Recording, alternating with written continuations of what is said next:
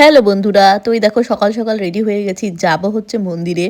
সের জন্য তো জানোই সকাল সকাল অনেক রেডি হতে হয়, সারা রাত্রি ঘুমায়নি, মেয়ের শরীর খুবই খারাপ, তবুও যেতে হবে। এইদিকে মেকআপ করে নিয়েছি হালকার মধ্যে, আর এদিকে সবাই বললো চুড়িদারটা না পরে শাড়িটা পরো, এই জন্য আমি শাড়িটাই পরে নিলাম। মন্দিরে গেলে অবশ্য শাড়ি পরলেই বেশি ভালো লাগে। আর এইদিকে হাজব্যান্ডকে নিয়ে সবাই মিলে যাচ্ছি হচ্ছে মন্দিরে। আর এত রোদ পড়ে এখন বলার মতো না, এত গরম বাইরে। তো এই যে যেতে যেতে চলে আসলাম মন্দিরে। তো এসেই এই দেখো নাপিত ভাই আমাদের বললো, আরে বাবা দাঁড়াও দাঁড়াও, আমি তো আছি। তো এসেছে হচ্ছে মেয়ের চুল কাটতে। তো মেয়ের চুল কাটতে এসেছি জলপেশ মন্দিরে। সবাই তো জানো অনেক নাম করা জলপেশ মন্দির, বাবার দর্শন করতে এসেছি। তো এই দেখো এখানে ফুল ফুটেছে কত সুন্দর, আর এখানে অনেক রকমের জিনিস রয়েছে।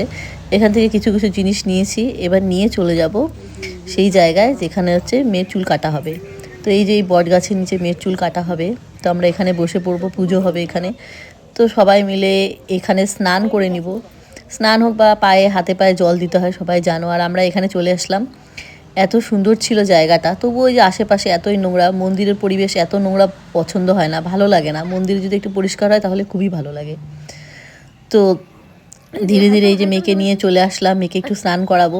তো এখানে বললো সবাই একটু গায়ে জল ছিটা দাও, তারপরে চুলটা কাটা হবে। তো এই যে এখানে আমরা পুজো দিব, সবাই মিলে ব্রাহ্মণ মশাই চলে এসেছে। তো আমরা সবাই এখানে বসেছি, আমি ওই যে ঘোমটা দিয়ে মাথায় একদম মেয়েকে কোলে নিয়ে দুজনে মিলে বসে পড়েছি সংকল্প করতে, স্বামী স্ত্রী দুজনে মিলে সংকল্প করব। তো এখানে ব্রাহ্মণ মশাই যা যা বলছিল আমরা সেই হিসাবে মন্ত্রগুলি পড়ে যাচ্ছিলাম। আর আমি বলছিলাম ভালো করে ভিডিওগুলো করবি কিন্তু। তো এই ভিডিওগুলো হচ্ছে আমার অনেক স্মৃতির, যেহেতু মেয়ের প্রথম চুল কাটা হচ্ছে, একটা মা বাবা হিসাবে মেয়ের হচ্ছে জন্য এটা প্রথম স্মৃতি থাকে।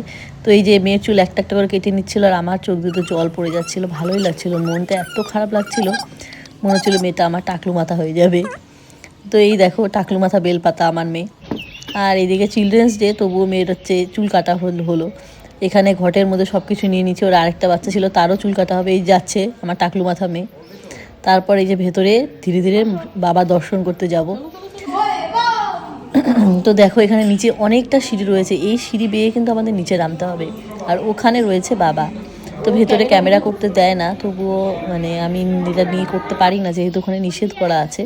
তারপর পুজো টুজো দিয়ে এখানে বেরিয়ে গেলাম। দেখো এখানে খিচুড়িগুলি জল দিয়ে ধোয়া হচ্ছিলো, বাবার প্রসাদ দেবে না দেবে না অনেক বলার পরে একটু করে ভোগের প্রসাদ দিচ্ছে। আমিও থালা বাড়িয়ে হাত বাড়িয়ে থালাতে এবার প্রসাদ নিল।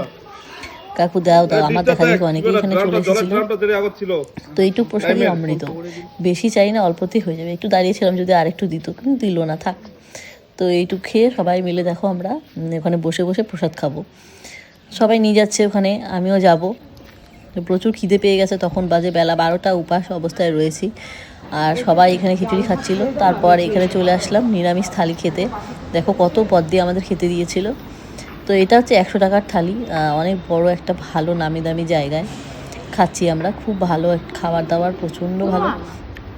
তো এখানে সবাই খেয়ে নিচ্ছে, সবাই বলছিল খাবারগুলি খুবই ভালো ছিল। তো আমি আমার মেয়েকে একটু খাওয়াই দিয়ে তারপর এখন আমি খাবো। আমি খেয়ে দেখলাম বেশ ভালোই ছিল, সত্যি খুব ভালো।